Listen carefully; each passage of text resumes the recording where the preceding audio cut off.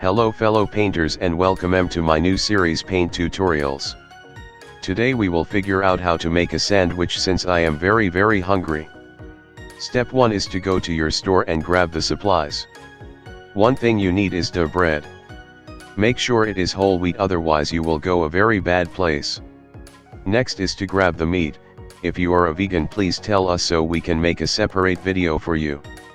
Anyways, grab the one that looks yummy, haha. Next thing is mayo. To test its flavor, make sure to open it and scream at it. If it explodes, the mayo gods will be very unpleased with your actions. Once you have gotten the loot, make sure to use the stolen gift card to purchase your goods and then leave quickly and calmly. Step 3 is when you leave the store, make sure to get in as many fights as possible. Also make sure to hit as many people with your car to ensure the fact that you will keep your guard up for the sandwich making process. Okay, now we can finally get to the good stuff of the sandwich crafting process. First, get the bread and put your meat and mayo on the bread. And there you go. Make sure to like and sub for more helpful content.